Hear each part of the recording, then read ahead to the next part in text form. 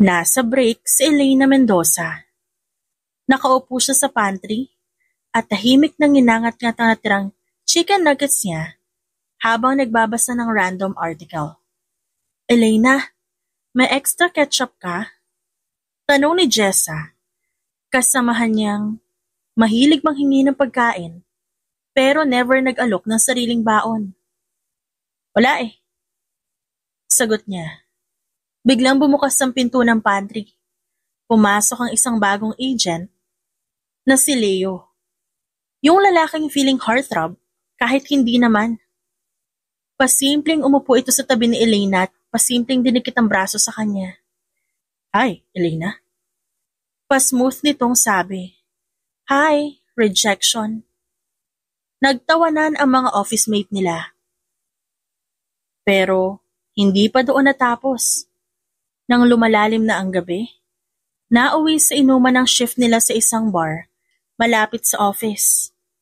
Todo sayawan at kwentuhan at tawanan sila. Pero si Elena, tahimik lang sa isang sulok, umiinom ng iced tea dahil may trauma na siya sa alak. Uy, Elena, may naghahanap sa'yo sa labas. Sabi ni Jessa. Sino? Hindi ko kilala eh, pero napaka-shady. Lumabas si Elena at nakataas ang kilay. Sa labas may isang lalaking naka-hoodie at shades kahit 10 oras ng gabi.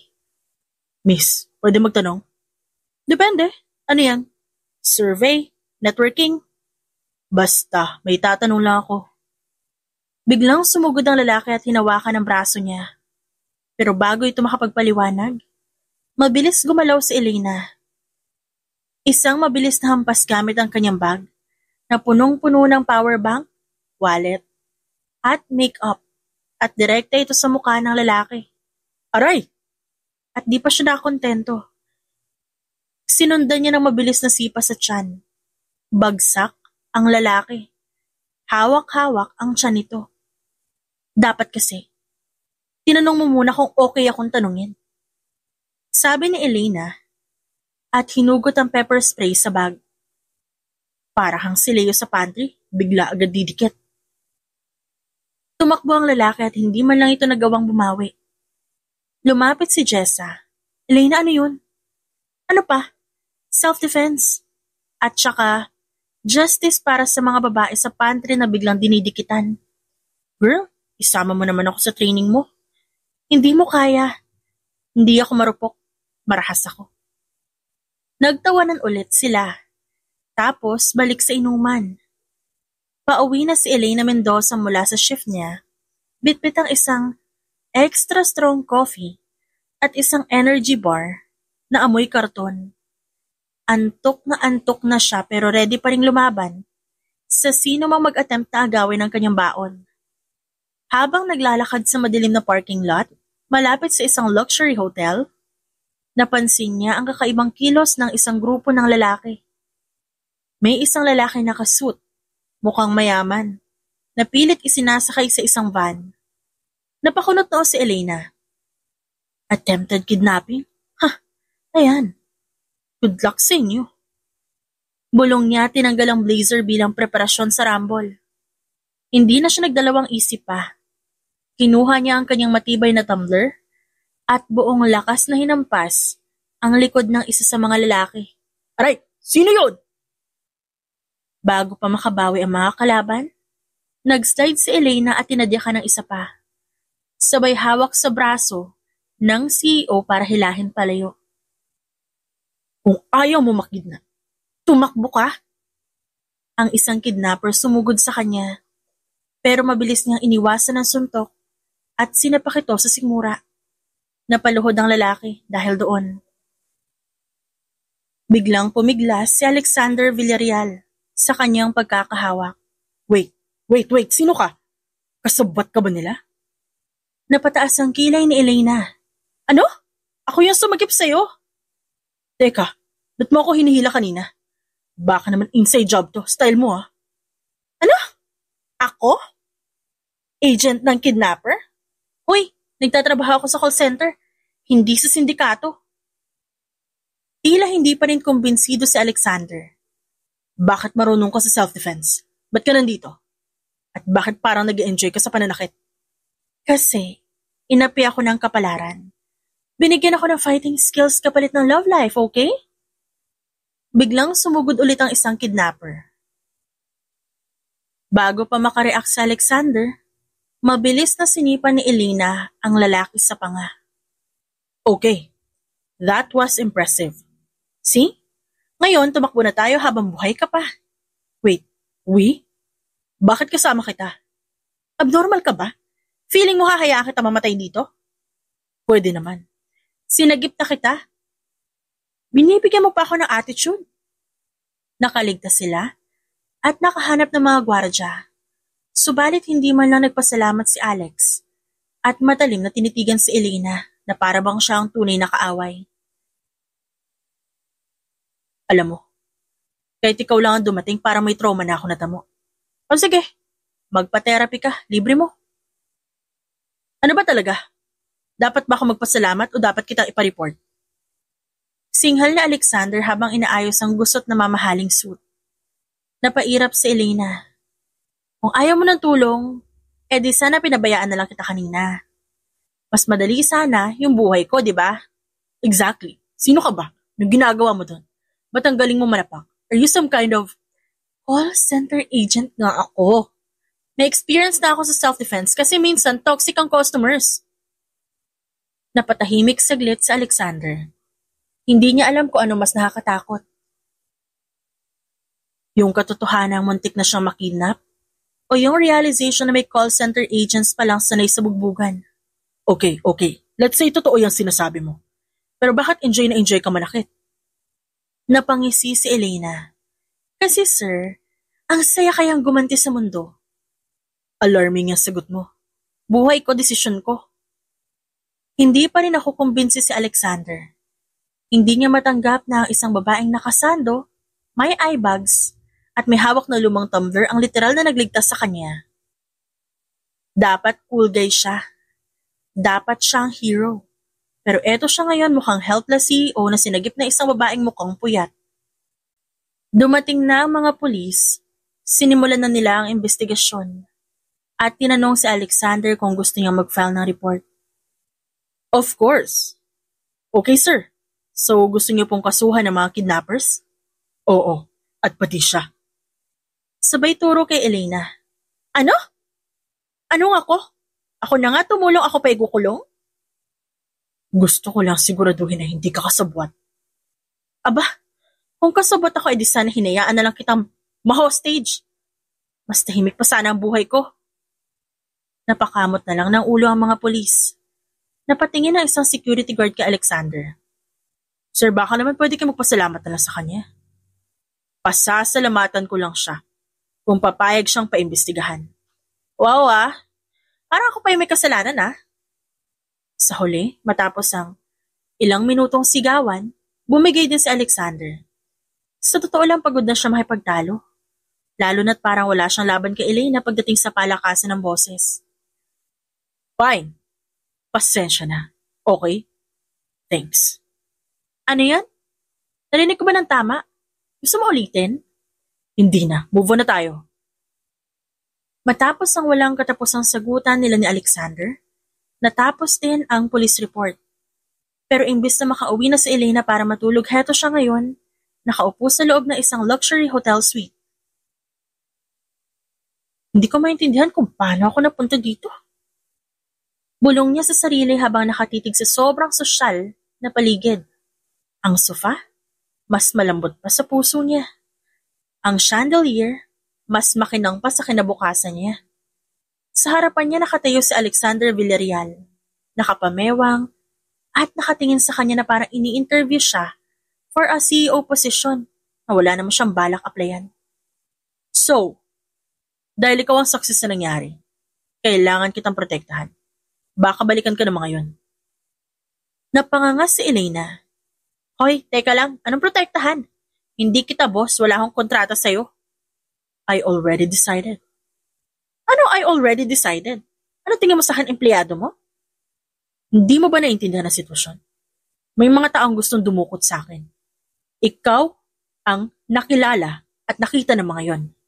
Meaning baka target ka rin nila. Napaisip si Elena. So, anong plano mo ha?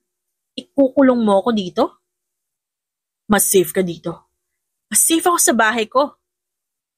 May butas na yung bubong mo. Sabi mo kanina sa pulis. Nakikinig ka pa talaga sa usapan kanina ha? Chismoso ka rin pala eh. Nagtagisan sila ng tingin. Hindi sanay si Alexander na may bumabara sa kanya. Sanay siyang sinusunod. Pero si Elena, masyadong matigas. Kaya siya na lang ang unang susuko. Okay, fine. Kung ayaw mo manatili dito, bigyan mo ko ng alternative solution. Ganito na lang. Uuwi ako magpapahinga tapos i-block kita sa lahat ng platforms para hindi mo na ako maistorbo. Not an option. Bago pa sila mag-away ulit, may kumatok sa pinto. Pumasok ang isang lalaki na nakasuot na bodyguard ni Alexander. Sir, confirm. Sinubukan ulit ang mga kidnappers na lumapit sa perimeter ng hotel. Natahimik si Elena sa narinig. Napangisi si Alexander. Ayan, kita mo na. Hindi kita pwedeng paalisin. Biglang kumulo ang dugo ni Elena. Kung alam ko lang na ganito ka-hassle to, dapat talaga pinabayaan na lang kita eh. Ngumisi lamang si Alexander. But you did not, and now you're stuck with me. At doon na-realize ni Elena, sa lahat ng labang na pasukan niya, ito na yata ang pinakamahirap. Ang makisama sa isang CEO na makulit kumpara sa kidnapper. Alam ni Elena na kung di siya kikilos, baka magising na lang siya kinabukasan na may kontrata na siyang pinirmahan bilang personal hostage na Alexander Villarreal. Kaya't habang busy pa ang mga bodyguard sa pag-uusap, sinamantala niya ang pagkakataon. Tumayo siya at nagkunwaring nag-stretch tapos dahan-dahang lumakad papunta sa pinto. Anong ginagawa mo? Tanong na Alexander habang nakataas ang kilay.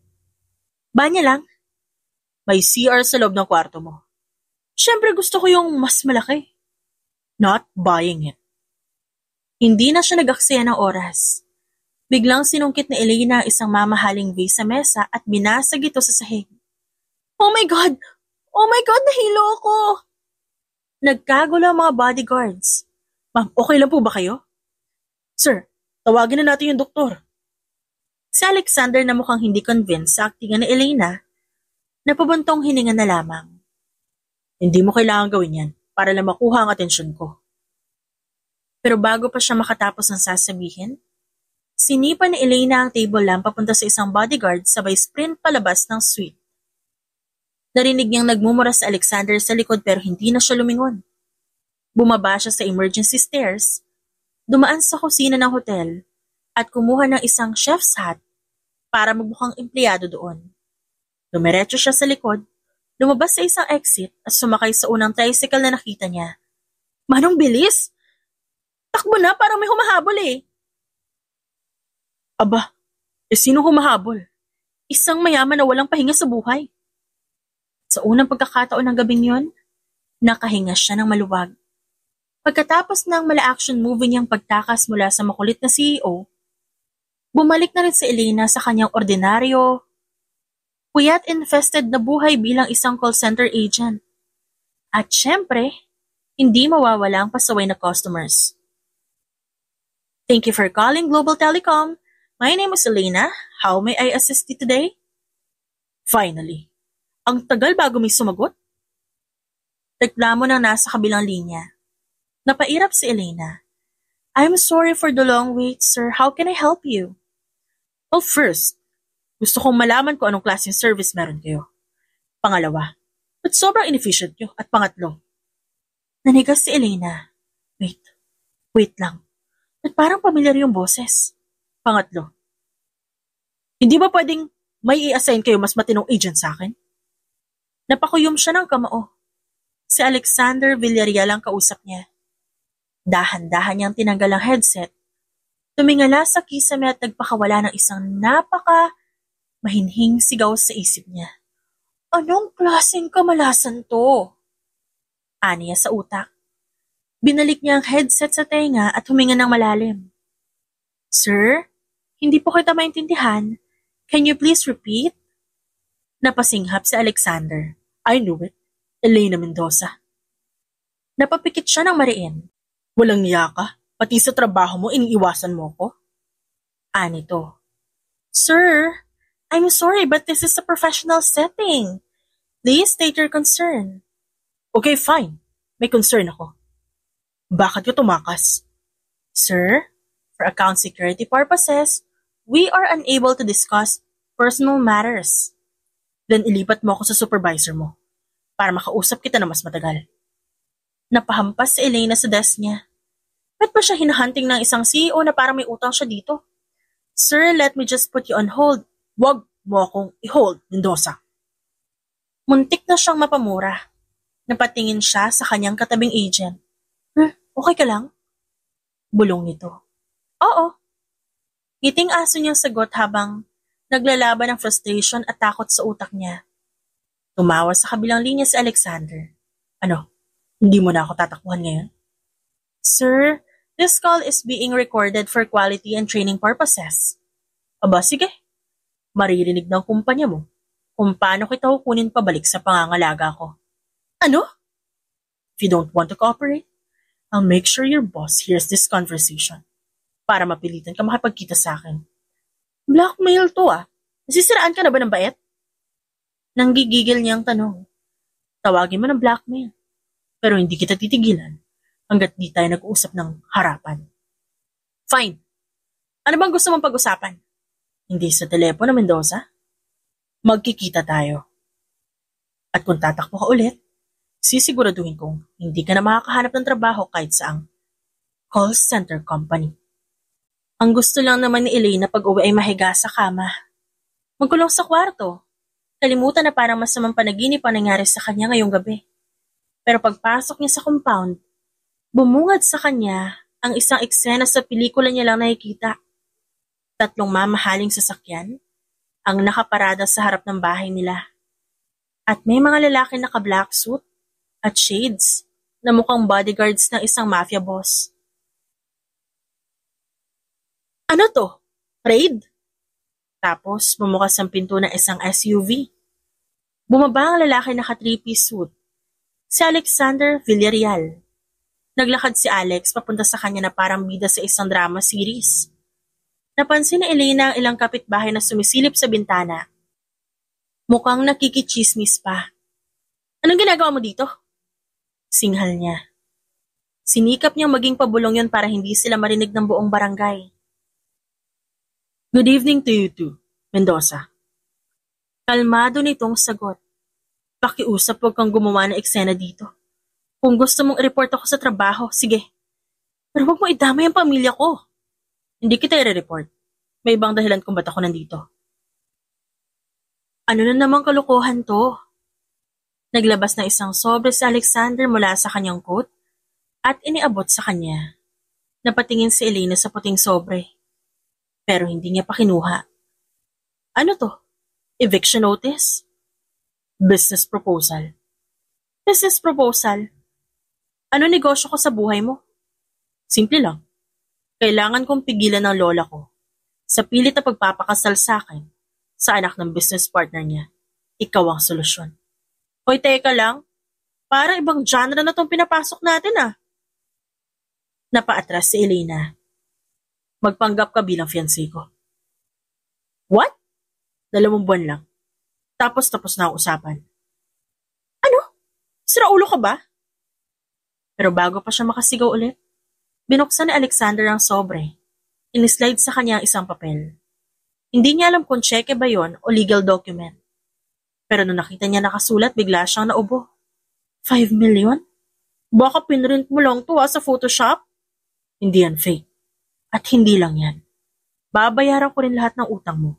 Plus, bibigyan kita ng bagong bahay. Tinitigan ni Elena sa Alexander na para bang sinabihan lang siya ng kung ano-ano na para bang totoo ang mga alien. Nalaglagan pa nga niya. Alam ni Alexander na desperado siya sa pera. May sakit ang nanay niya. May mga utang silang binabayaran. At wala siyang matinong ipon dahil kakabayad ng bills. Wait lang.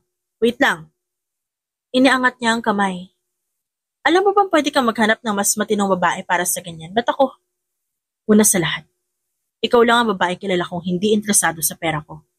Eh ano tong bribe mo ngayon? Pangalawa, ikaw lang ang babaeng kayang sumagot sa lola ko na walang takot. Wait? Anong ibig mo sabihin? Matanda na ang lola ko. Gusto niya ako ipakasal sa isang babae na hindi ko gusto. Para lang mapalakas ang negosyo namin. Kailangan kong kumbinsihin siyang may mahal na akong iba. Pero hindi lang basta-basta babae. Dapat yung hindi niya kayang barahin. So basically gusto mo ako ipain sa matapang mong lola para hindi niya matuloy yung arranged marriage mo. Exactly. Gusto mo ko ipakain sa dragon? Hindi dragon ang lola ko. Mas matindi pa. Nagpanik si Elena. Diyos ko, gusto ko lang naman ng simpleng buhay. Trabaho, magbayad ng bills, matulog na mahimbing, tapos ngayon fiancé na kita. Abnormal ka ba? Napabuntong hininga na lang si Alexander. Mendoza, let's be honest. Kailangan mo ng pera. Napatitig siya sa tseke. Sa perang pwedeng pambayad sa hospital bills ng nanay niya. Sa perang pwedeng magpalayas sa kanya mula sa kakapusan. 2 buwan lang. Magpapanggap lang siya. Napapikit siya ng mariin bago bumuntong hininga. Fine. Deal. Napangiti si Alexander. Good. Hindi niya alam kung matutuwa siya o matatakot sa desisyong ginawa niya. Pero isang bagay ang sigurado. Kapag pumasok siya sa larong ito, wala nang atrasan. 2 araw matapos niyang tanggapin ang deal ni Alexander, napagtanto na ni Elena kung anong klaseng gulo ang pinasok niya. Dahil kaninang umaga lang, sinundo siya ng isang mamahaling kotse na parang pang K-drama at ngayon, nandito siya sa harap ng isang mansyon na mukhang pwedeng gawing shooting location sa isang teleserye. Okay, this is insane. Bulong niya habang nakatayo sa harap ng Villarreal Estate. Magsisinungaling siya kung sasabihin niyang hindi siya natatakot. Oo, marunong siyang sumapak pero iba ang pinasok niya ngayon. Relax. Sabi ni Alexander habang binubuksan ang pinto ng kotse para sa kanya. Just follow my lead. Napatingin si Elena sa kanya. I swear, pag namatay ako sa bahay ng lola mo, babangungutin ka, napangako ko. Mumultuhin kita gabi-gabi. Pero bago pa ito makasagot, bumukas ang engraved double doors ng mansion. At lumabas ang isang matandang babae na halatang may mataas na standard sa buhay. Holy crap! Si Doña Villarreal in the flesh. Bulong niya sa sarili. Matikas ang tindig ng matanda. Nakasuot ng eleganteng pearls at isang tingin pa lang alam mong hindi ito natutuwa. Alex. Good afternoon, Lola. Sagot na Alexander. Pagkatapos, tumitig ang matatalim na mata ng matanda kay Elena. And who is this? Napalunok si Elena. Pero bago pa siya makapag-isip ng matinong sagot, dinampian ni Alexander ng isang malamig pero matibay na hawak ang kamay niya. Meet my fiancé, Elena Mendoza. Kitang-kita niya kung paano nanigas sa mukha ng matanda. Alam niyang, kung may hawak itong baso, sigurado siyang nabasag na yun sa pagkagulat. Fiancé? Yes, Lola, we're engaged. Tahimik lang si Elena pero sa loob-loob niya, gusto niyang tumakbo pabalik ng call center at magpa-overtime forever. Kasi ang titig sa kanya ng matanda para siyang ini-scan from head to toe. Naghahanap ng kahit anong dahilan para sabihin hindi siya karapat-dapat. Pagkatapos ng ilang sandali, ngumiti ang matanda. Ngunit hindi ito ang ngiti ng isang lolang natutuwa sa magiging apo-in-law niya. Now let's see if you're worthy to marry my grandson. Tumatangong saad ni Doña Villarreal. Nagkatinginan sila ni Alexander. At kahit hindi siya sigurado kung ano ibig sabihin ng matanda, isang bagay lang ang alam niya. Pasado na siya sa first round ng interrogation. Pero malayo pa siya sa finish line. Kasalukuyang nakaupo si Elena sa loob ng isang lavish tea room sa mansyon ng Villarreal. habang nakatitig sa isang 5-course meal na hindi niya alam kung kakainin ba o display lang. Sa harap ay si Doña Villarreal na mukhang hindi natutuwa sa nakikita. Sa gilid naman niya ay si Alexander na kalmado lang umiinom ng tsaa, na parang walang matinding interrogation nagaganap. Elena, ano ang trabaho mo? Napakurap siya. Call center agent po. Halatang nagpipigil ng reaksyon si Doña Villarreal. I see. At paano kayo nagkakilala ng apo ko? Tanong ng matanda. Ang tingin nito parang naghahanap ng butas sa sagot niya. Nag-init ang tenga ni Elena. Alam niyang hindi siya pwedeng magkamali ng kanyang sagot dahil siguradong babagsak siya sa paningin ng matanda. Pero bago pa siya makapagsalita, nauna na si Alexander. Lola, we met in the most unexpected way. She saved me. Napatingin si Elena dito at bahagyang nakakunot ang noo. Saved you? How? You tell the story, love. Sabi ng lalaki sa kanya. Napamura siya sa isip. Gusto niyang sipain si Alexander sa ilalim ng lamesa. Pero wala na siyang choice, kundi sumakay sa palabas nito. Gabi noon, pauwi ako galing trabaho. Tapos nakita ko siya sa gilid ng kalsada parang lutang. Parang lutang. Pag-uulit ng matanda at kita ang bahagyang pagkunot ng noo. Yes po. Medyo mukhang nawawala siya. Parang hindi sigurado kung saan pupunta. Napansin niyang napangisi si Alexander sa gilid. Pero hindi niya ito pinansin. So, nilapitan ko siya. Tinanong ko kung okay lang siya. Sabi niya, naiwan yung wallet niya. At walang pan-taxi. Sabi ko, "Hello sir, mukhang scammer ka ha, pero..." Wait, tinawag mo scammer ang apo ko? Tumaas ang kilay ni Doña Villarreal. Natahimik si Elena. Oh, tik. Bilis naman makahanap ng butas ng lola nito. Ngumiti si Alexander, tila nag-enjoy sa sitwasyon. Lola, in fairness, mukha nga akong scammer that night. Nakapambahay lang ako, walang wallet. At mukha raw lutang. At anong ginawa mo pagkatapos ng sabihin mo kakang scammer? Binigyan ko po siya ng 20 pesos pang jeep. Kasi kung talagang desperado siya, magtsatsaga siyang sumakay ng jeep pa uwi. Natigilan ng matanda. Tila hindi sigurado kung magugulat o matatawa. Pero pagkatapos ng ilang segundo bahagyang, humurba ang labi nito. And yet after that, you two ended up engaged. It was fate, Lola. Nakangising saad ni Alexander. Tumango ang matanda, pero halatang hindi pa rin impressed. And tell me, Miss Mendoza, ano ang paborito mong classical music? Napaatras si Elena. Paborito kong ano? Classical music. You do listen to Chopin, Tchaikovsky, or Beethoven, correct? Beethoven? Yung aso? Muntik nang mabulunan si Alexander sa tinya. Excuse me? Tanong ng matanda at mas lalong tumalim ang tingin. Kinabahang napangiti si Elena. Joke lang ho. Siyempre, Beethoven. Sino ba namang hindi nakakaalam ng For Elise? Napataas ang kilay ni Doña Villarreal. Talaga? Can you play it on the piano? Napakurap siya. Ano po? I have a grand piano in the next room. Why don't you play for us? Alam niyang iniipit siya ng matanda, kaya nag-iisip siya ng mabilis at kailangan niyang makalusot. Actually, na-injury po yung kamay ko noong isang araw eh. Napatingin sa kanya si Alexander. Halatang aliw sa pagsisinungaling niya. Injury?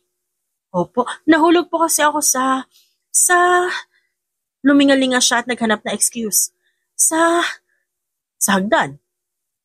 Biglang singit ni Alexander. She tripped while visiting an orphanage and nagbibigay po siya ng pagkain sa mga bata. Saan galing yung orphanage? Sigaw niya sa utak. Oh, how noble of you. Sabi ni Doña Villarreal at nakatitig sa kanila na parang nag-a-analyze ng body language nila. Tumango si Elena at pilit na ngumiti. Ha, opo, napaka-noble ko po talaga. Tahimik lang ang matanda, pero kita ni Elena na hindi pa ito kumbinsido. Pagkatapos, inilapag ni Donya ang kanyang tasa ng tsaa at ngumiti na matamis. Pero mas lalong kinilabutan si Elena. Very well.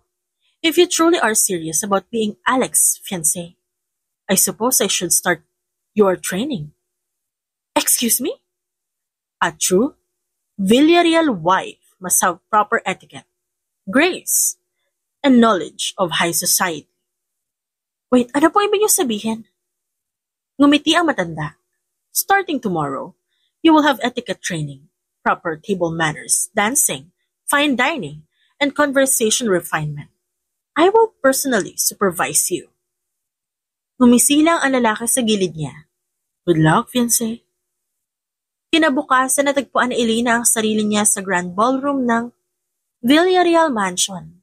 Suot ang isang floral dress na mukhang pang-debutant. Sa harap niya ay si Doña Villarreal, ang kanyang bagong drill sergeant, disguised as a high-class grandma. Sa gilid naman ay si Alexander at masaya lang itong nanonood.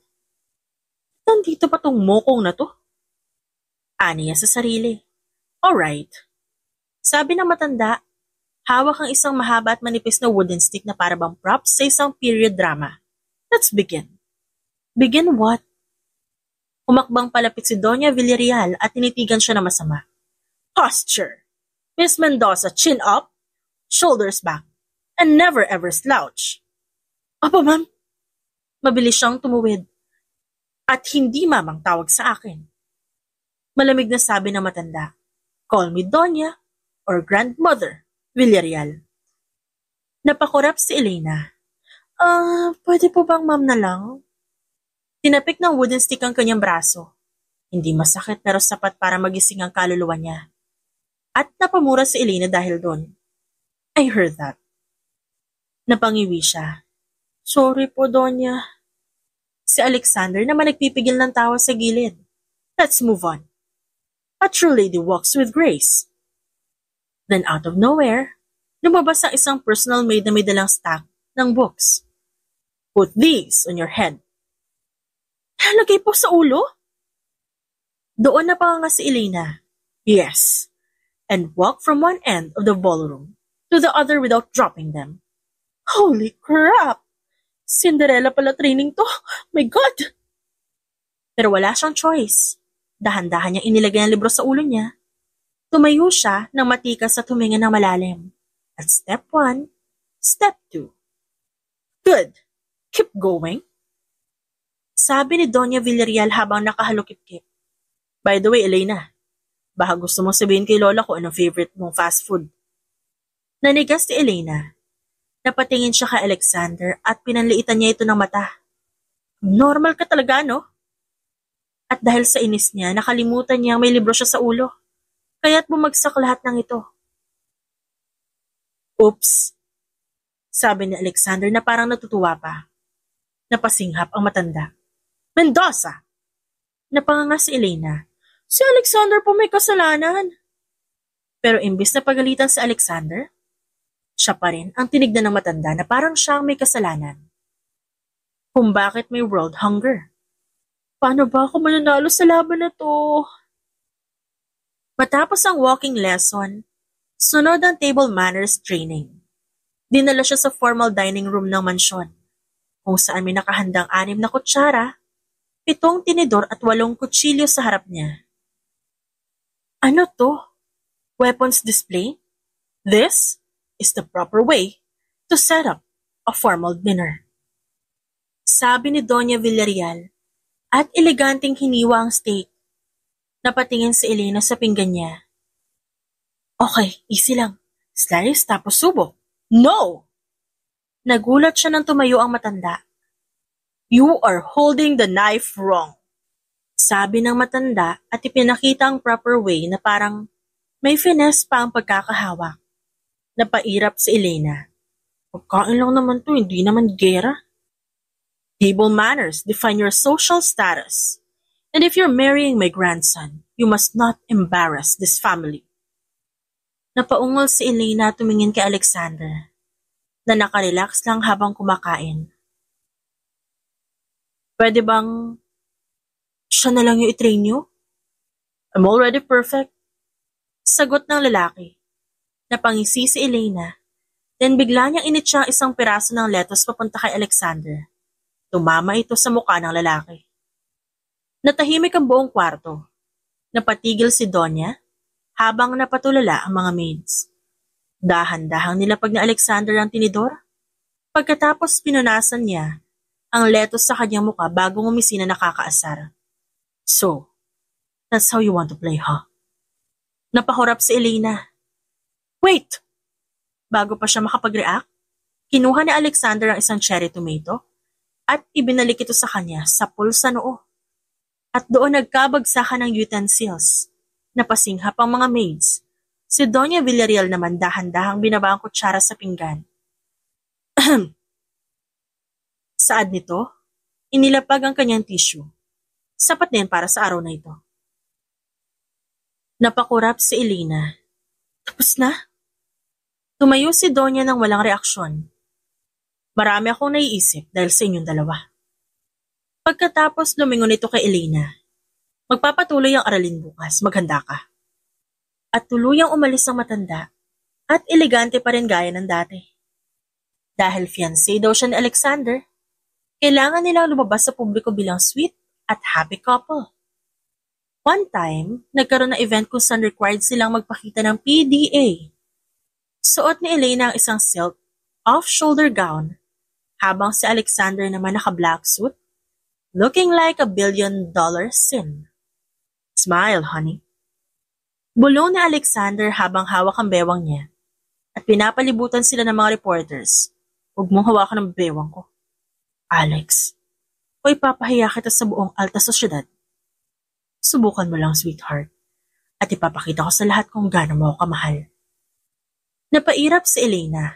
Abnoy ka talaga. Sa sobrang lapit nila, ramdam ni Elena ang mainit na hininga ni Alexander sa tenga niya. Relax. Bigyan natin sila ng magandang palabas. At bago pa siya makapag-react, marahang dumampi ang labi nito sa kanyang pisngi. Nanlaki ang mga mata ni Elena. Mabilis na nag-flash ang mga kamera, kasabay ng malakas na hiyawan ng mga tao. Samantalang siya, mahigpit na napakapit sa damit niya. Pilit pinipigilan ng sariling sipain ng lalaking kasabwat sa palabas na ito. Ngunit sa kabila ng lahat, isang bagay ang hindi niya maipaliwanag. Ang kakaibang init na gumagapang sa katawan niya dahil sa simpleng halik na yon. Pero agad niyang itinaboy ang nararamdaman. Isa lang itong kasunduan. Wala nang iba pa. 3:00 na madaling araw, nasa loob pa rin siya ng Villarreal Mansion. Sa kanyang guest room, o mas tamang tawaging kulungan. Habang tinitignan niya ang sarili sa salamin, napangiwi siya. May eyebags na akong pang lifetime. Aniya. Bigla siyang napatalo ng may kumatok. Sinong matinong tao ang kakatok ng ganitong oras? Dahan-dahan niyang binuksan ang pinto. Tumambad sa kanya si Alexander. Nakasuot lang ito ng puting t-shirt at sweatpants.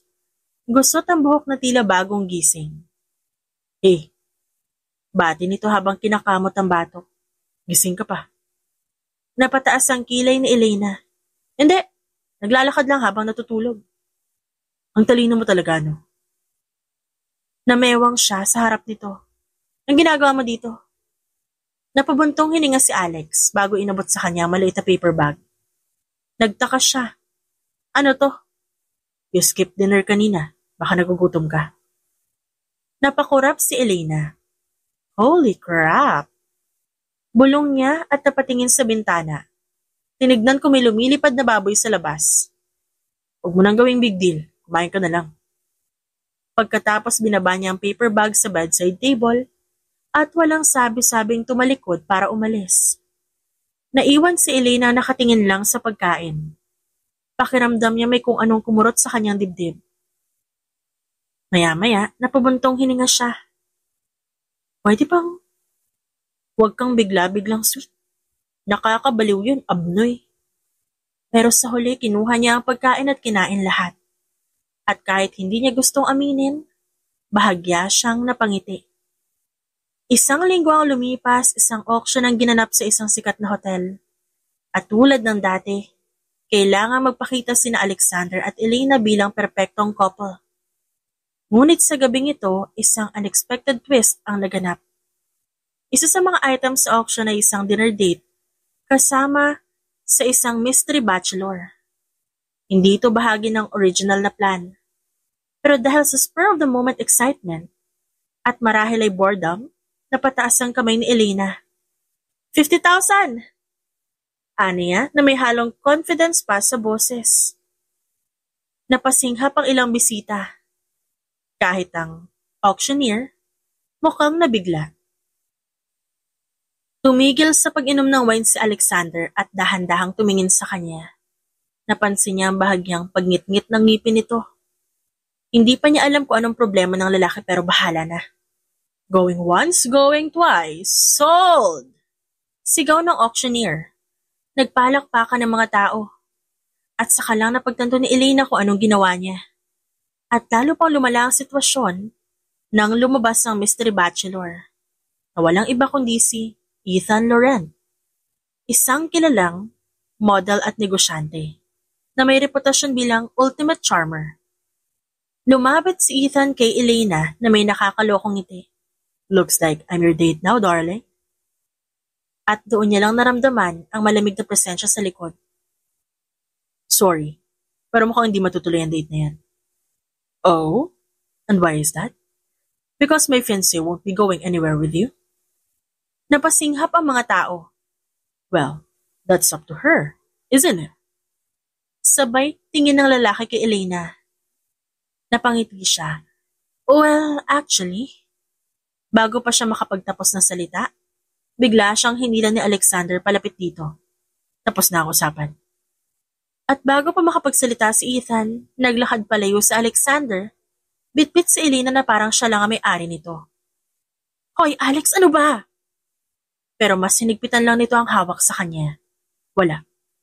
Hindi ba dapat ako yung magdedesisyon kung itutuloy ko yung date na yon? Huminto sa paglalakad si Alexander at dahan-dahang humarap sa kanya. Seryoso ang mukha nito. Pero may kung anong dark intensity sa mga mata nito na hindi niya maipaliwanag. Subukan mo ituloy yan, Elena. Tignan natin kung ano mangyayari. Napalunok siya. Because for the first time, since their fake engagement started, parang hindi lang acting ang selos ni Alexander. Kung inakala ni Elena na ang pagpapanggap bilang fiancé ni Alexander ang magiging pinakamalaking pagsubok sa buhay niya, nagkamali siya. Dahil ngayon, kaharap niya na ang pinakamatinik na kalaban sa pamilya Villarreal. Si Don Rafael Villarreal, ang tiyuhin ni Alexander na may malaharing presensya at matalim na pananalita. Sa isang marangyang restaurant na pagmamay-ari ng isang kasosyo ng mga Villarreal, ginanap ang isang hapunan kung saan ipinakilala si Elena bilang opisyal na kasintahan ni Alexander. Sa paligid ng hapag, naroon ang ilang kilalang negosyante at kasosyo ng negosyo ng pamilya nila. Lahat sila nagmamasid. Tila mga tagahusga na naghihintay ng anumang pag-aalinlangan mula kay Elena. Samantalang sa Alexander, gaya na nakagawian, nanatiling kalmado at tila aliw na aliw sa sitwasyon. Habang tinutungga ni Don Rafael ang alak, sinipat niya si Elena mula ulo hanggang paa. So, you're the woman who straightened my nephew. Hindi ko inaasahan na isang tulad mo ang makakuha ng kanyang pansin. Anito na may bahid ng panunuya. Bagaman hindi nagustuhan ni Elena ang pagkakalarawan sa kanya, nanatili siyang mahinahon. Pinilit niyang ngumiti. Ako nga po, pasensya na po kung nagulat kayo sa relasyon namin. Hindi ko inaasahan, ngunit hindi rin ako madaling kumbinsihin. Ipinataw ni Don Rafael ang kanyang baso sa lamesa. Sabi mo sa akin, paano ka ba niya niligawan? Ipagpalagay natin yung naging romantic siya. Napatitig si Elena kay Alexander. na walang kagatol-gatol na nagkibit-balikat. Waring hinahamon siyang ipagpatuloy ang palabas. Hindi siya makapapayag na siya lang magdusa sa gabing to.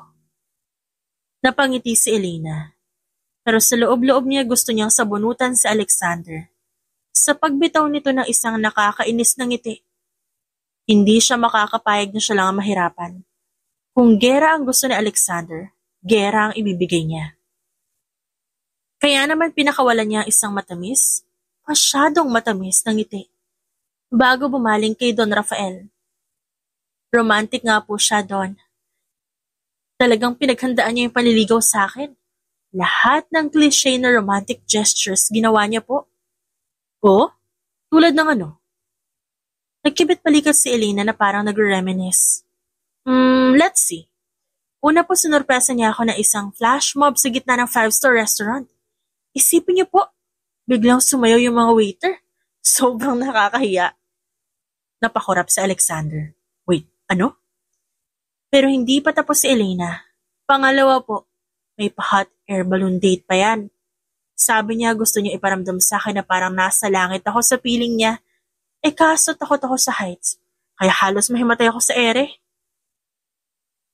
May narinig siyang biglang pagsamid mula kay Lucas. Ang pinsan ni Alexander samantalang ang ibang bisita aliw na aliw sa kwento niya.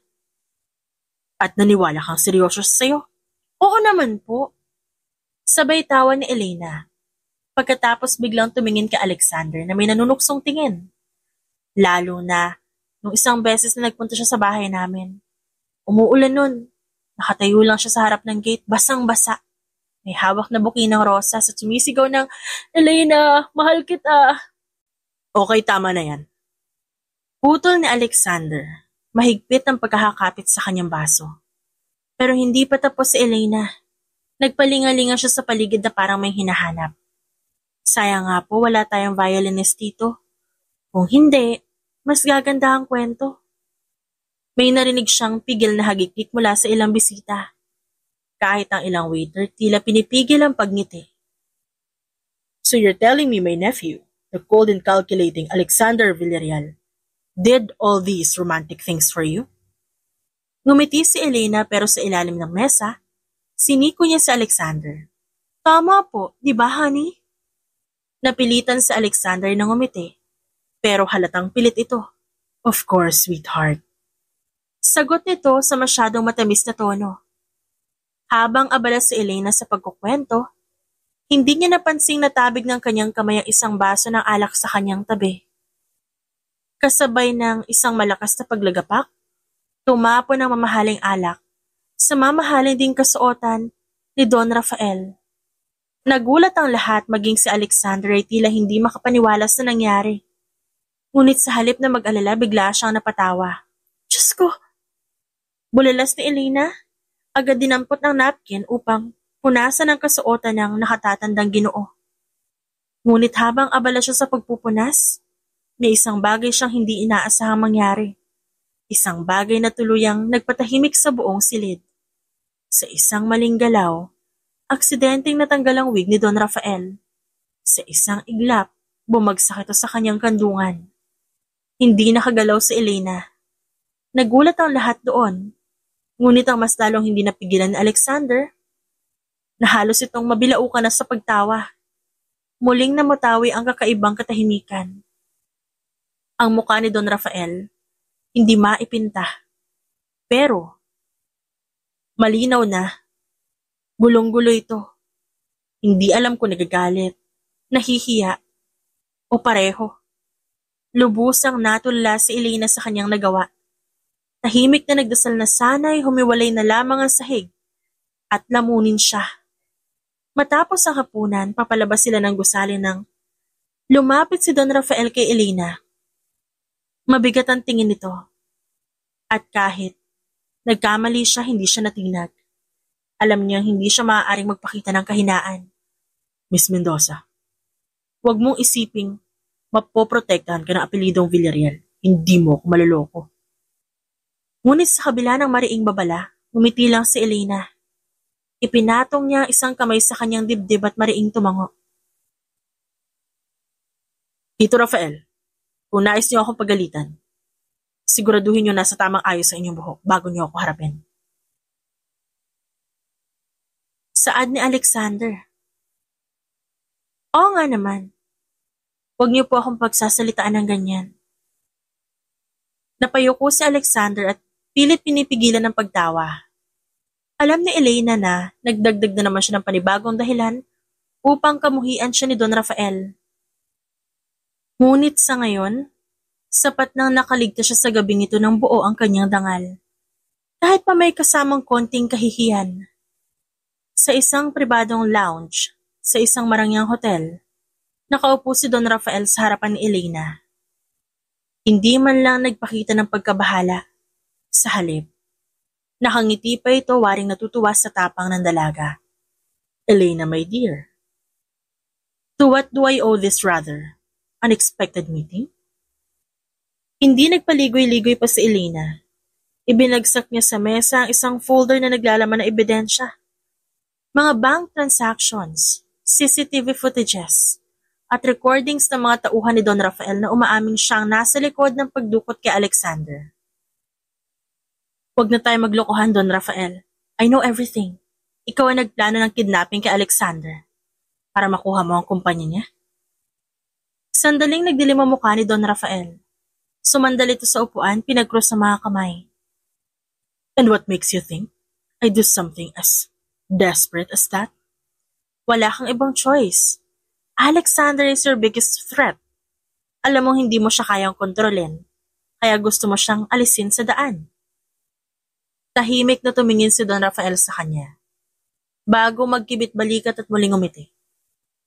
You're quite sharp, and I must say, I underestimated you. Why? Ba't mo nagawang ipagkanalo ang sarili mong pamilya? Because you took what's supposed to be mine. Napanganga si Elena. Are you serious? All of this just because of greed? You would not understand. Ang korporasyong yan dapat sa akin napunta. Pero dumating ang batang yan at tinangay lahat ng pinaghirapan ko. Pinaghirapan mo? O inaangkin mo ang hindi mo naman talaga pag-aari? Nagtagis ang panga ni Don Rafael, ngunit hindi niya ito sinagot. You do realize na hindi kita kaya pabayaan after this, right? Oh, I know. Pero ang tanong, kaya mo ba akong ipatanggal? Sa puntong ito lumapit si Alexander at marahang ipinatong ang kamay sa balikat ni Elena. That's enough, sweetheart. Huwag mong sayangin ang laway mo sa kanya. Matalim ang tingin ni Don Rafael kay Alexander. So you know? Of course. I just wanted to see how far you'd go before admitting it. You think you've won? Ngumisi si Alexander. I don't think, Uncle. I know. Bumukas ang pinto at pumasok ang ilang tauhan ni Alexander, kasama mga legal representatives ng kumpanya. I'm afraid this is where your little scheme ends. Sabi ni Alexander, inilagay ang isang legal na dokumento sa harap niya. Nahuli ka na may bitbit. At sabihin na lang natin, hindi magiging masaya ang board tungkol dito. Nakakrus ang braso ni Elena. Sana, nag-enjoy ka sa panahong nasa itaas ka, Don Rafael. Kasi simula ngayon tapos ka na. Tahimik lang si Don Rafael, ngunit sa kanyang mga mata, kitang-kita ang pagkatalo. At alam niyang wala na siyang kawala. At sa wakas, tuluyang naputol ang anino ng pagtataksil sa pamilya Villarreal. Akala ni Elena, maaari na siyang bumalik sa normal niyang buhay bilang isang fake fiancé ni Alexander. Ngunit tila may ibang plano ang kapalaran. Sa loob ng ilang linggo, napansin niyang nag-iba ang kilos nito. Kung dati puro asar at sarcasm ang inaatupag nito, ngayon ay tila hindi mapakali sa tuwing magkasama sila. Mas madalas din siyang nakakatanggap ng random gifts mula sa mga mamahaling accessories hanggang sa isang buong box ng kanyang paboritong street food. Ano pang trip mo? Tanong niya minsan habang kumakain sila ng fishball sa isang night market. Ano? Itong mga biglaang regalo mo. Ang pagiging extra mo lately. Baka naman na-appreciate lang kita. Appreciate? O may binabala ka na namang kalokohan? Bakit? Gusto mo ba ako may balakin sa'yo? Ulul! Natawa na lang si Alexander sa sagot niya. Isang gabi pagkatapos ng isang corporate event na pinilit siyang daluhan, pagod na pagod si Elena na nakaupo sa kotse habang nakatingin sa labas ng bintana. Gusto ko ng lugaw. Bigla niyang saad. Seryoso? Kagagaling na natin sa isang 5-star event. Tapos lugaw ang gusto mo? Oo, bakit? Mas gusto ko ang simpleng bagay kaysa sa mga fancy-fancy na yan. Tahimik lang si Alexander habang nagmamaneho. Nang makalipas ang ilang minuto, napansin niyang hindi sila papunta sa bahay niya. Oy, saan tayo? Tanong niya. Sa lugawan. Sagot nito sa kaswal na paraan. Natigilan siya. Hindi niya in-expect na seseryosohin nito ang sinabi niya. Pagdating nila sa isang maliit na kainan, pinanood lang ni Elena si Alexander habang nag-order. Kahit suot pa rin nito ang mamahaling suit, walang kaarte-arte itong umupo sa isang lumang plastik na upuan. Akala ko allergic ka sa ganito. Nagkibit balikat ito. I never said that. Tahimik silang kumain. Ngunit habang nasa kalagitnaan ng pagkain, biglang nagsalita sa Alexander. Elena. I think I love you. Nagkalat ang lugaw ni Elena sa mesa. Nagulat siya kaya natabig niya ito bigla. What? Ang buong lugawan? Napatingin sa kanila. Isang matandang babae ang tila kinilig at tinapik ang asawa nito. I said I think I love you. Wala ka ba magawa sa buhay? Nanggugulat ka eh. Well, nagtagumpay ako. Hindi ka man lang naghintay ng magandang moment?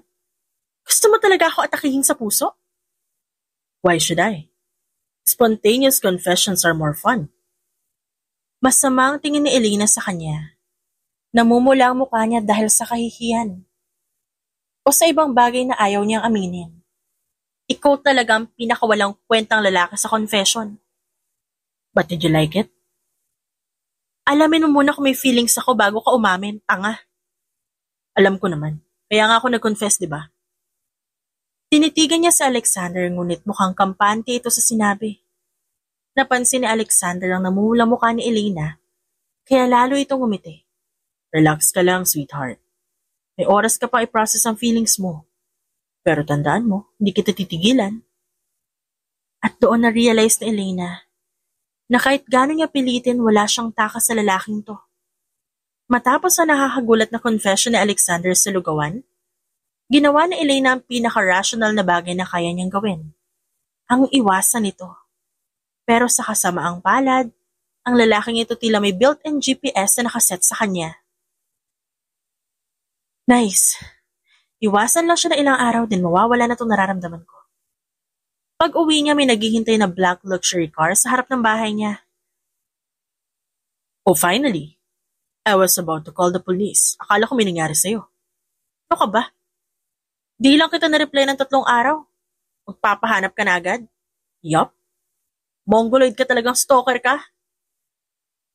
Dahil sa hindi niya maiwasang connection ka Alexander, wala nang nagawa sa Elena kundi magpatuloy sa kunwaring engagement nila.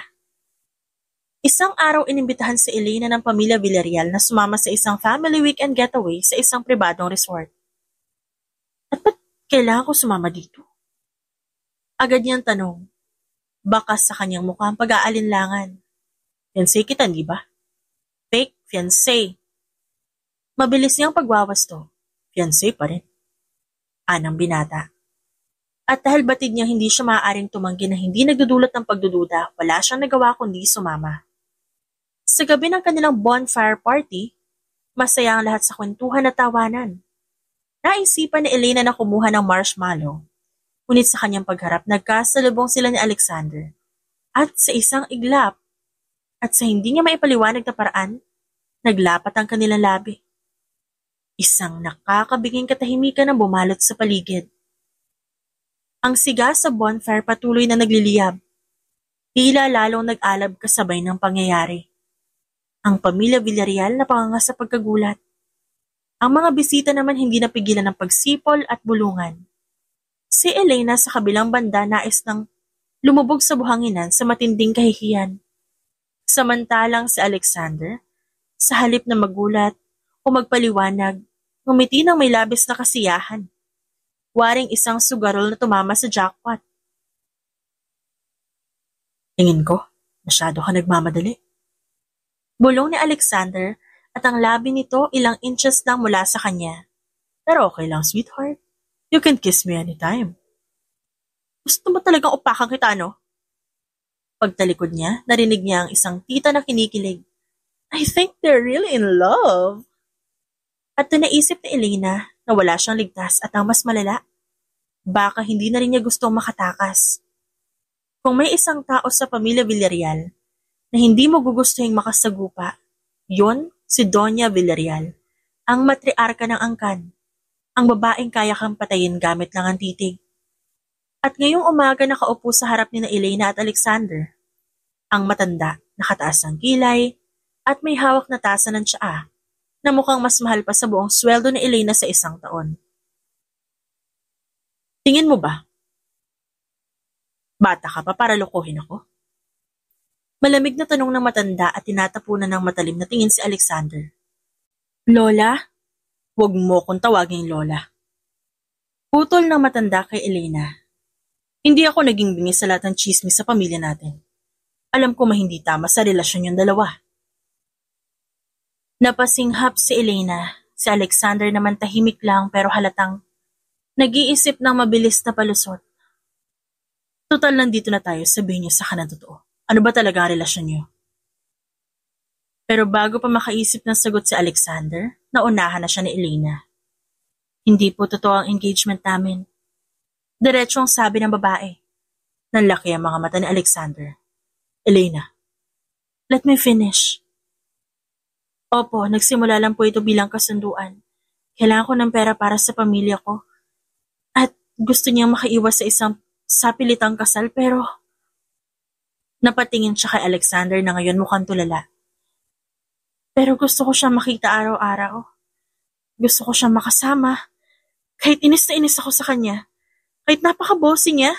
Kahit ang kapal na mukha niya. Halata sa mukha ni Alexander na hindi niya ito inaasahan. So yes, nagsimula ito sa kasinungalingan. Pero ngayon hindi na. Isang mahabang katahimikan ang sumunod. Finally, someone with a backbone. Imik ng matanda. What? Alam mo, sa dinami-rami babaeng pinakilala mo noon, ito lang ang hindi ako kinabahan. Ibig sabihin hindi kanya tinotolerate. At ikaw naman, Alexander, for the first time in your life, hindi mo pinipilit ang sarili mo sa isang bagay na hindi mo gusto. So hindi ho kayo galit? Mas gusto ko tong batang to kesa sa iba mo naging dating partners. But I expect a real engagement next time. Understood? At bago pa sila makasagot, tumayo ito at lumakad palayo. Iniwan silang parehong tulala. So gusto mo ako makita araw-araw? Panunuksong tanong ni Alexander. Diyos ko, di ko na yun mababawi, no? Nope, pero okay lang. Kasi gusto rin kita makita araw-araw, sweetheart.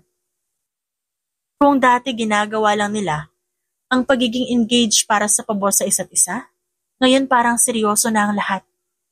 Kasi paano nga ba ipapaliwanag ni Elena ang sobrang effort ni Alexander lately? May flower siya sa morning, na may kasamang sticky note na may nakasulat na, hindi ka pa nagsasabi na I love you sa akin, pakibilisan fiancé. Nagkaroon ng biglaang couple photoshoot na hindi naman pinlano. At ngayon, abala sila sa wedding preparations na this time totoo na. Elena, gusto mo ba ng grand church wedding o intimate lang? Tanong ni Alexander habang magkasama sila nakaupo sa sofa. Nagbabasa ng wedding brochures. Intimate lang, ayoko na masyadong magastos. Sweetheart, I literally own multiple companies. I know, pero ayoko magmukhang trophy wife na binili mo lang. Di kita binili, ikaw mismo lumapit at nagsabing, gusto mo akong makita araw-araw. Sarkastikong sabi ni Alexander sabay kindat. Kailan mo ba ako titigilan sa linyang yan, ha? Never, fiancé. Ani ito at mukhang proud pa sa sarili.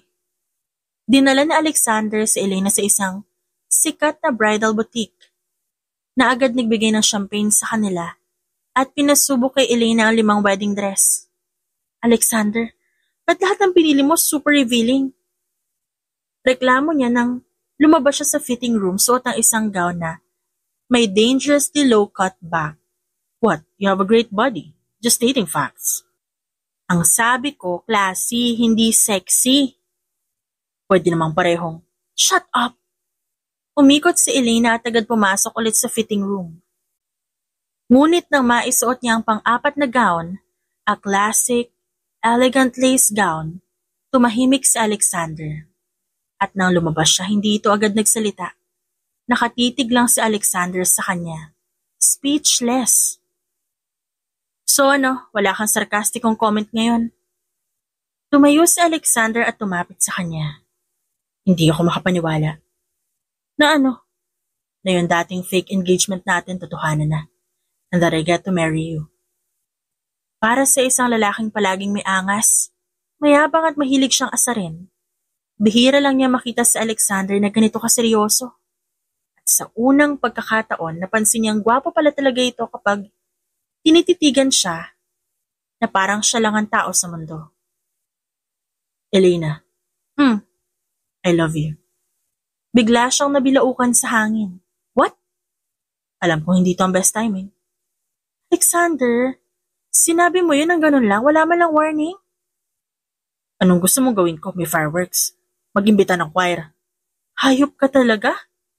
Sabihin mo na kasi pabalik para patas na. Pag-isipan ko muna.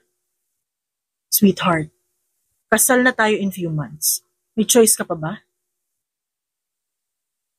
May choice ako lagi. Ngunit nang umiti si Alexandra at tinawakan ng kanyang muka, bumuntong hininga siya. Okay. I love you too kahit tanga ka. See? Ang dali lang naman pala. Pero sinapak niya ito sa braso. Ouch! Bakit? Kasi deserve mo yan. At kahit sumasakit ang braso ni Alexander, nakangiti pa rin siya na parang siya ang pinakamasayang lalaki sa buong mundo. Simula na aminin nilang totohanan na ang kanilang relasyon, parang lumala ang pagiging clingy ni Alexander. Hindi na siya nito tinantanan, lagi siyang hinahatid sundo. Nagdadala ng pagkain sa trabaho niya. At kapag may meeting itong malapit sa opisina niya, bigla na lang itong sumusulpot na parang multo. Sweetheart, gusto mo bang gold embossed invitations o silver foiled? Alex, di ba pareho lang yun? May kintab lang yung isa. Of course not. Gold exudes power. Silver is more, hindi ako CEO, Alex. Piliin mo kung anong gusto mo. Ibig sabihin, binibigay mo sa akin ng desisyon. Yes. Wait, no! Too late. Gold it is. Dumating ang gabi ng bridal shower ni Elena.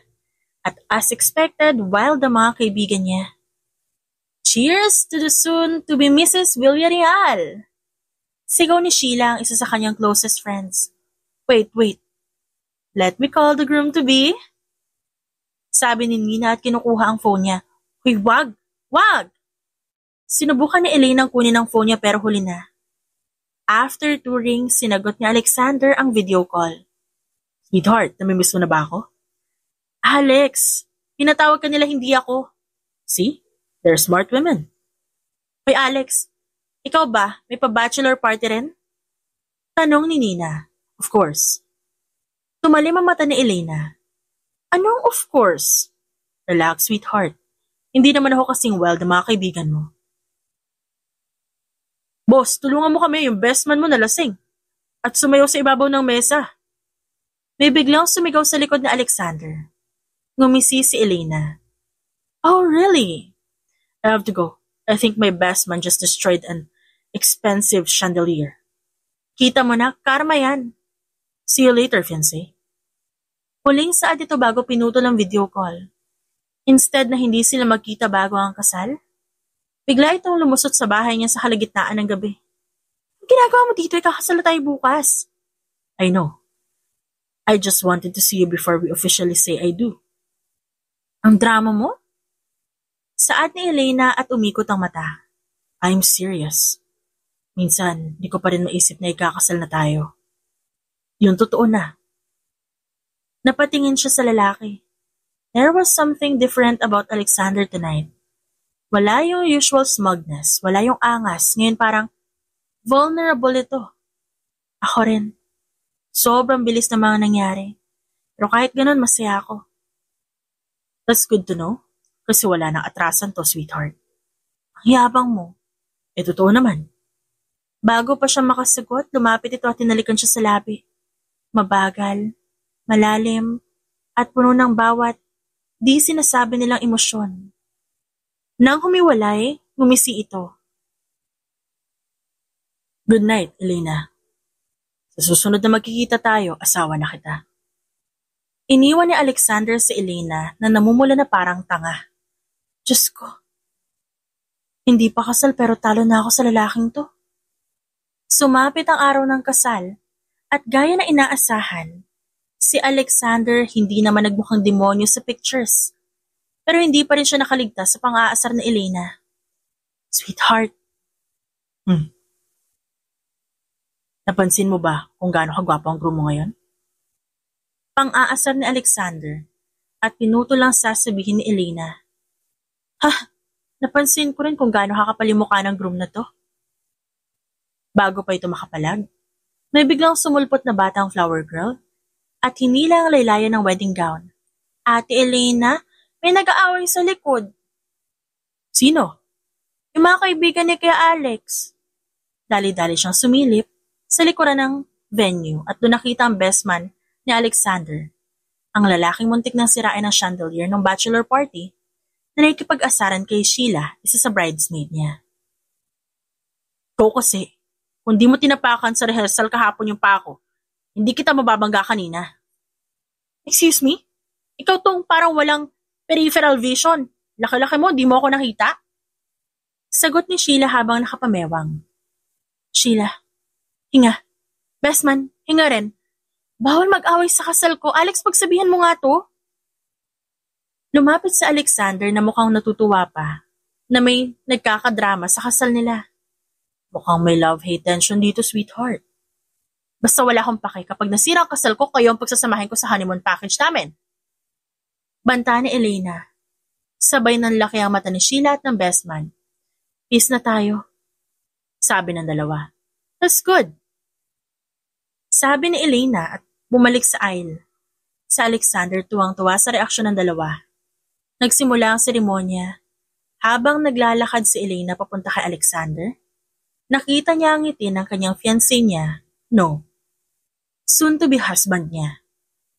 Nang magtagpo ang kanilang mga mata, ngumiti si Alexander. I told you, wala na atrasan to. Napailing si Elena. Oo na, Villarreal, you win this time. At sa harap ng lahat, sa harap ng Diyos at ng mga taong mahal nila, nagpalitan sila ng pangako. At nang dumating sa puntong kiss the bride, sa halip na isang simpleng halik, hinalikan niya ito ng matagal. Sa sobrang tagal, may narinig silang pumalakpak at may sumipol pa sa audience. Uy, PG-13 lang! Sigaw ni Nina. Tumigil kayo. Sagot ni Elena pero hindi niya napigilang tumawa. 3 buwan matapos ang kasal, napansin ni Elena ang may kakaiba sa kanya. Madalas siyang antukin, mas madaling mairita at ang paborito niyang kape. Biglang naging kaaway niya.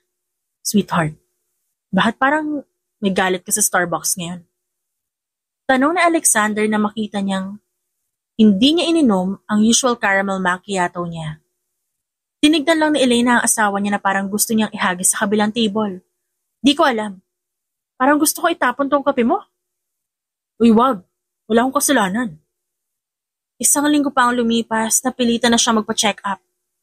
Mrs. Villarreal, congratulations, buntis po kayo. Masayang sabi ng OBGYN niya. Excuse me, ano po ulit? Buntis kayo. Tahimik lang siya sa loob ng ilang segundo.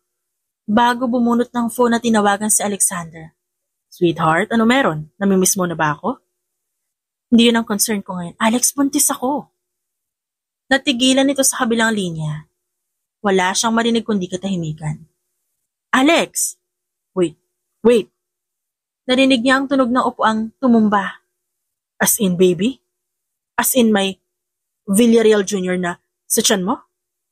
Oo nga, bakit may bumagsak? Aniya. Huwag mo intindihin yun, saan ka susunduin kita? Bago pa siya nakasagot, binaba ni Alexander ang phone. Sa loob ng 15 minuto dumating ito, na parang nagmamaneho ng ambulansya. Pagkababa ng kotse, tumakbo ito papunta sa kanya at marahang hinawakan ang mukha niya.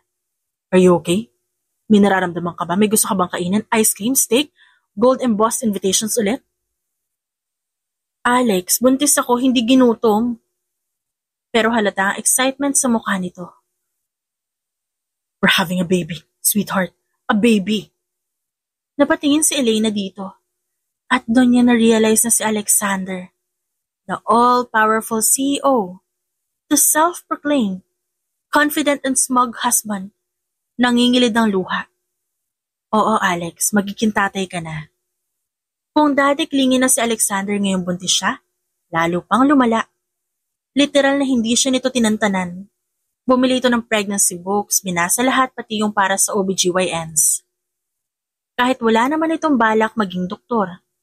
Nag-hire ito ng personal chef para lang siguruhing healthy ang kinakain niya. Pero nagkaroon sila ng isang malalang away nang mahuli niya itong tinatago ang french fries niya. Alex, ibalik mo yung fries ko. Sweetheart, di ito healthy for the baby. Ibalik mo bago kita ibalik sa kalendaryo ng single life. Napabuntong hininga ito at inabot ang fries. Pero bago niya makuha, kinain ito ang isa. Alexander! Maghanap ka na matutuluyan. Dumating ang araw ng panganganak ni Elena at gaya ng inaasahan, si Alex ang nakakagulo sa ospital. Dok, sigurado ka bang normal to?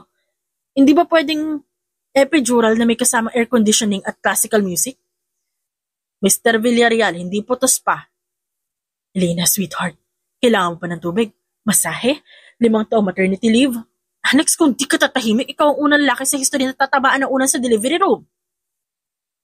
Pagkatapos ng ilang oras na sigawan, mostly kay Alexander na para siyang nanganganak, lumabas na rin ang baby nila. It's a boy. Masayang anunsyo ng doktor. Walang imik sa Alexander. Tahimik lang ito nakatingin sa anak na nakabalot sa puting kumot. Alex. Napatingin nito bago marahang hinawakan ng maliit na kamay ng baby. Sweetheart, may anak na tayo. Yes, Alex, we did it. 1 taon ang lumipas at ang dating all-powerful, confident CEO na si Alexander Villarreal, isang ama na. Sweetheart, ang anak mo hindi ako tinigilan buong gabi. Reklamo nito habang may eye bags na parang panda. Aba, anak ko lang? Ang unfair. Ang cute niya kahit puyat. Tapos ako mukhang stress ball. Natawa na lang si Elena habang karga ang anak na si Theo. Natuwang-tuwa sa pagmamasid sa kanya. Hindi ka stress ball, mas bagay sa'yo stress watermelon. Grabe ka, sweetheart. Tumingin si Alexander sa anak nila at biglang umiti.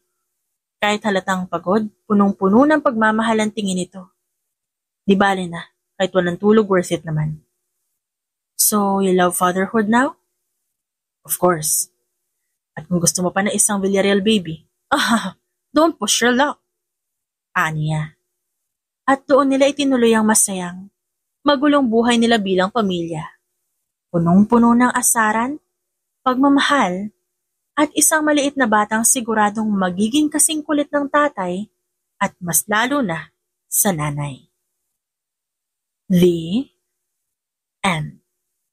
It's shoutout time! Shoutout kina Cora Manalo, Eileen Kindo, Jonna Lucel Masuela, Techi Pacardo, Nancy Historiador, Janice Rincal, Raquel Magno, Flor De Humo, Inday Lebra, Beth Emaysay, Freline Mayali, Margie Flores, Jennifer Sanidad, Helen Bagaso at Almira Casido. Maraming salamat po sa inyong lahat.